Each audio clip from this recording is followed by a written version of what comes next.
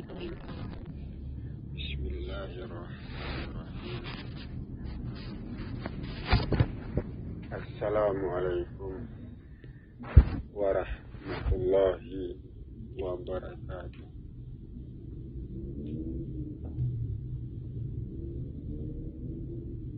Alhamdulillah,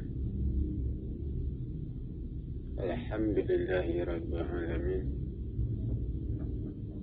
Wassalatu wassalamu ala asrafil anbiya'i wal mursalin, sayyidina Muhammadin wa ala alihi wa ashabihi rasulillahi ajma'in, amma ba'du.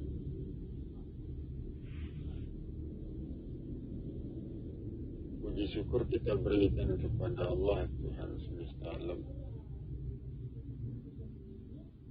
Salam hormat kita berikan pula kepada Muhammad Rasulullah Sallallahu Alaihi Wasallam, Rasul terakhir dan penutup para nabi.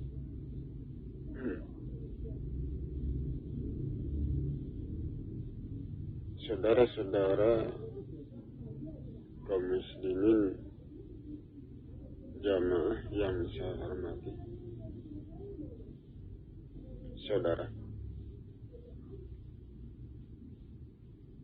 manusia diperjalankan secara hukum dengan ilmu, dengan hukum sebab akibat yang ada di langit dan di bumi. Perjalanan manusia adalah perjalanan fisik, perjalanan tubuh, di mana perjalanan itu bertujuan untuk menyempurnakan pembentukan jiwa raga manusia sampai tercipta menjadi manusia sempurna.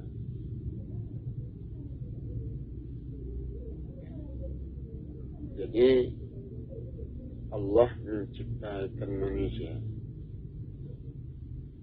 Yang diciptakan itu tentu jasad, fisik, itu yang diciptakan. Jadi apabila Allah menyempurnakan penciptaan manusia, tentu yang disempurnakan itu fisiknya, itu jasadnya, kehidupan fisik, jasmani. Apabila sempurna penciptaan jasmani, tentu itu mempengaruhi pembentukan rohani.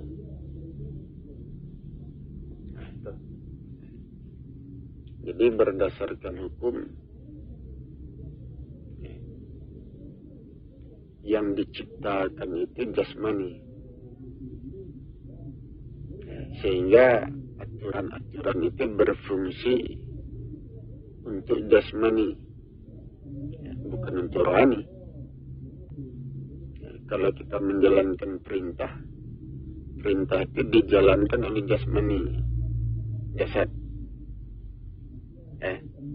Perintah tidak dijalankan oleh rohani. Jadi itu artinya rohani mendapatkan pengaruh dari jasmani. Apabila jasmani kita rusak, kotor, itu akan merusak rohani. Tentu seperti itu. Kalau jasmani kita bagus kehidupannya, tentu itu membentuk rohani yang bagus. Jadi pembentukan rohani itu disandarkan kepada jasmani, disandarkan kepada jasad, kehidupan jasad.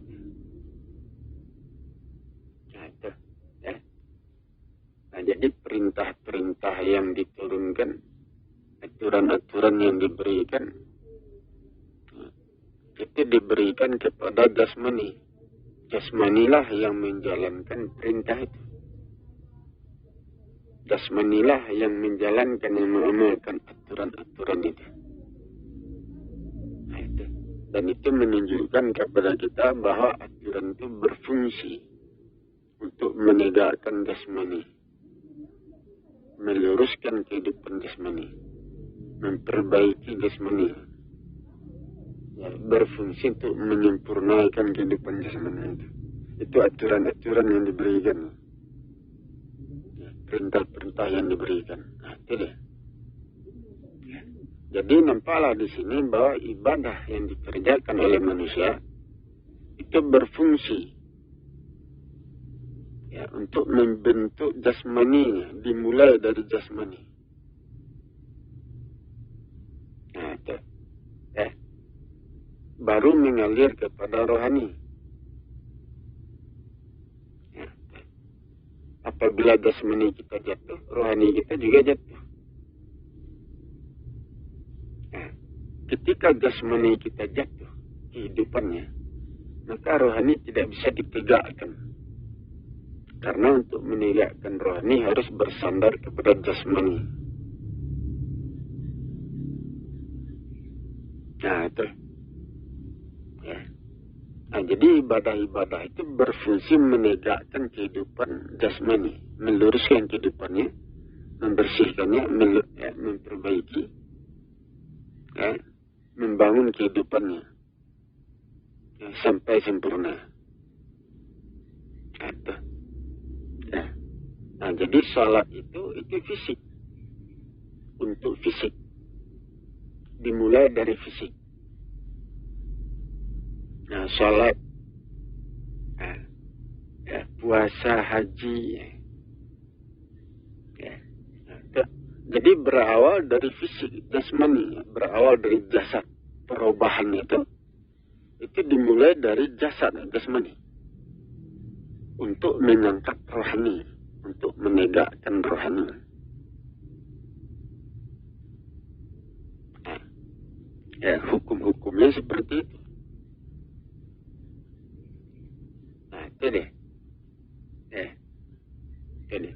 Jadi, ya, perubahan diri manusia, ya, itu dimulai dari jasmani. Ya. Maka jasmani itulah yang diutamakan, yang pokok, yang harus dibentuk, diluruskan, dibersihkan, ya, yang harus dibangun kehidupannya, ya, tentu kehidupan yang benar.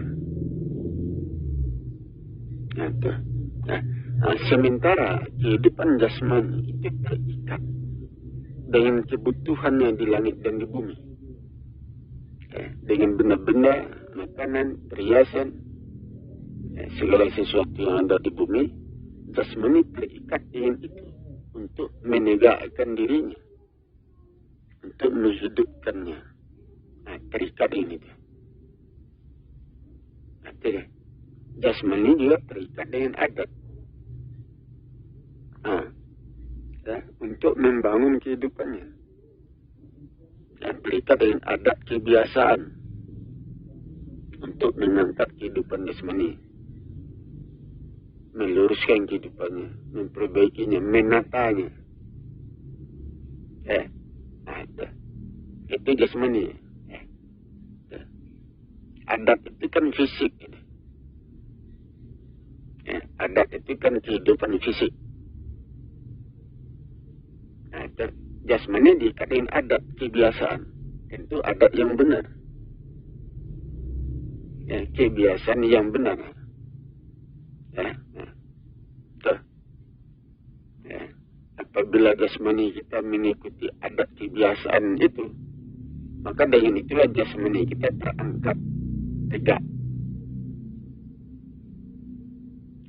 Jadi itu fisik, permainan fisik. Nah, seperti sedekah itu, ya, yang disedekahkan itu kan harta, uang. Itu kan dalam bentuk benda itu fisik. Nah, itu, ya. Nah, yang disedekahkan itu benda, materi, fisik. Ya, itu berpengaruh dalam meluruskan jasmani. Jadi usaha kita meluruskan jasmani itu mempengaruhi rohani. Dengan lurusnya jasmani, maka lurus pula lah rohani. Nah, untuk meluruskan rohani, memperbaiki rohani dengan cara memperbaiki jasmani, meluruskan rohani. Itu dia. Letakkanlah segala sesuatu pada tempatnya. Itu berhubungan dengan fisik, benda, jasmani. Itu tata letak itu kan sangat erat hubungannya dengan benda, tata letak benda, tata letak diri, tubuh, sangat erat hubungannya. Dan itu berhubungan dengan keseimbangan.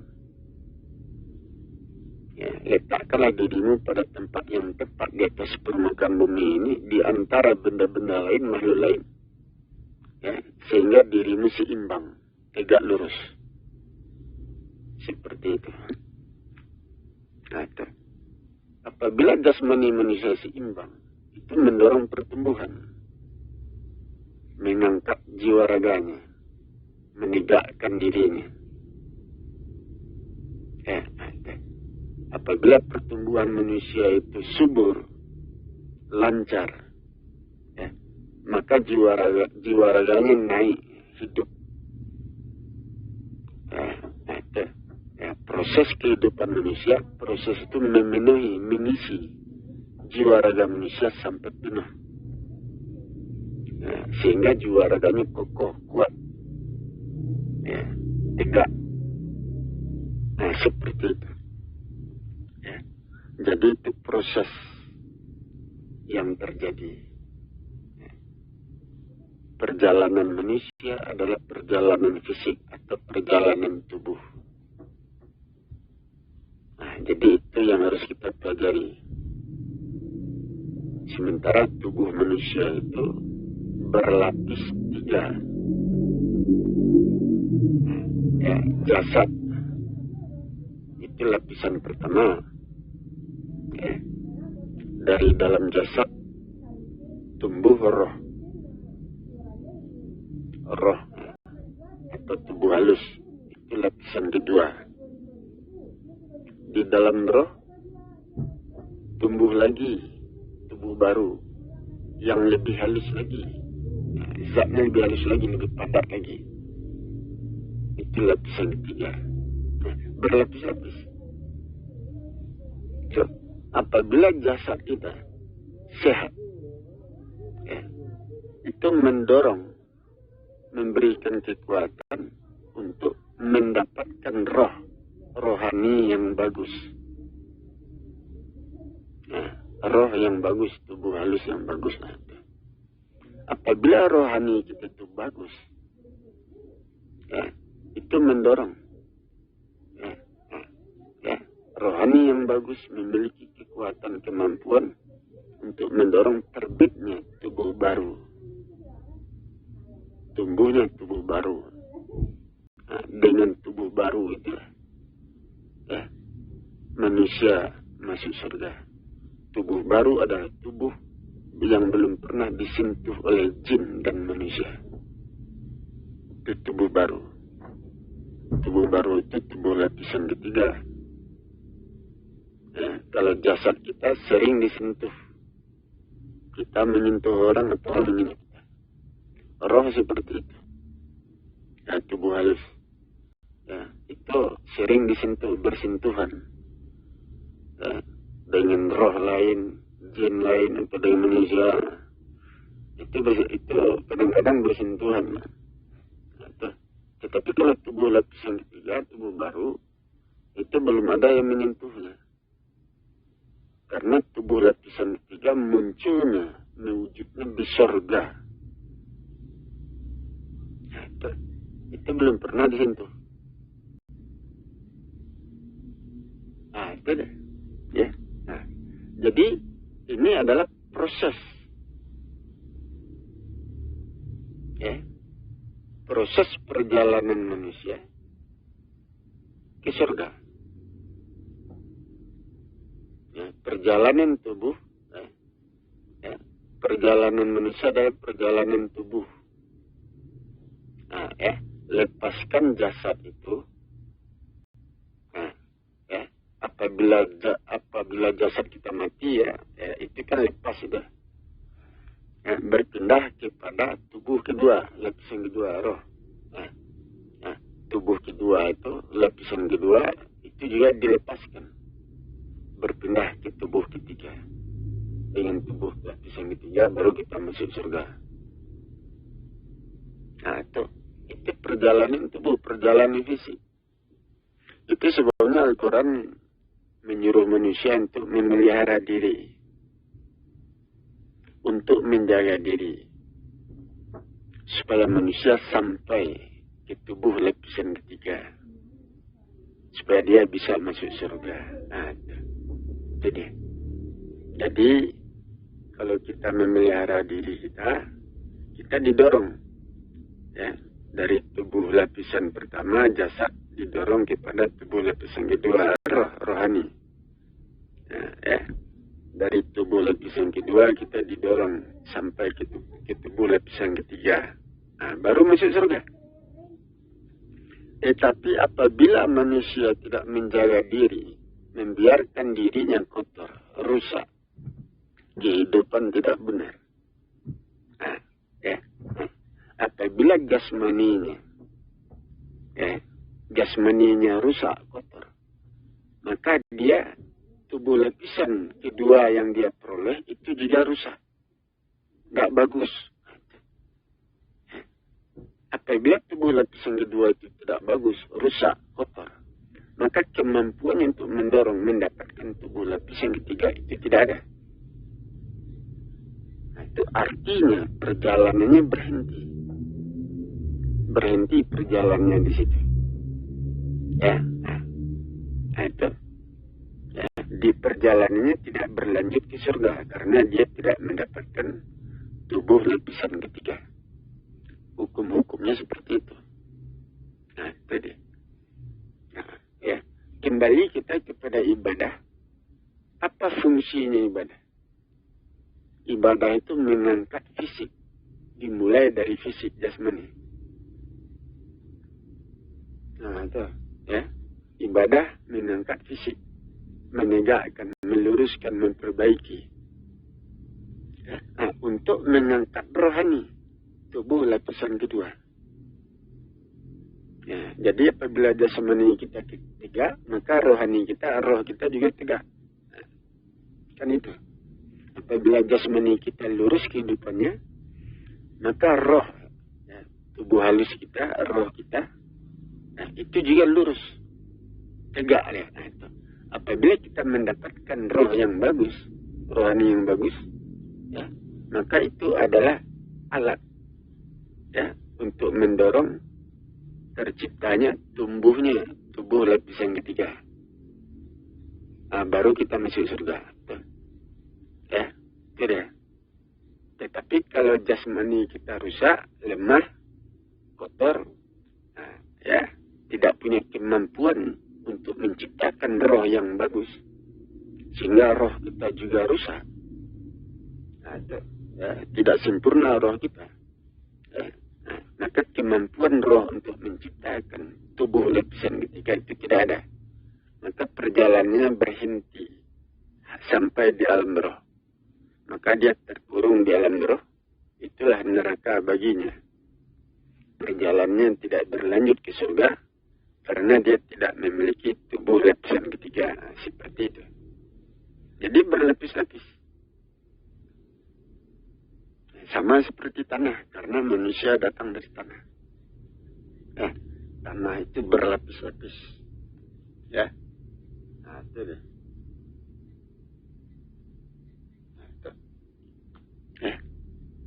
Jadi, asal usul itu tanah. Tanah itu bergejolak, bereaksi. Hubungan antara zat itu menciptakan gejolak. Hubungan antara butiran-butiran tanah, gumpalan-gumpalan tanah itu menciptakan reaksi, menciptakan gejolak. Sehingga gejolak itu mendorong perkembangan tanah. Ya. Nah, itu.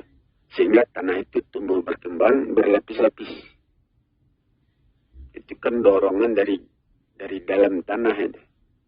Sehingga tanah itu tumbuh seperti menjadi bukit, membukit ya, atau dia menggunung. Itu kan berlapis-lapis tanah. Nah, tubuh manusia juga berlapis-lapis karena tubuh manusia tanah.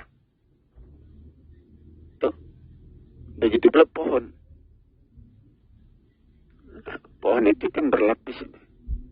Ada kulit pohon, ada daging pohon, ada inti pohon. Nah itu berlapis-lapis.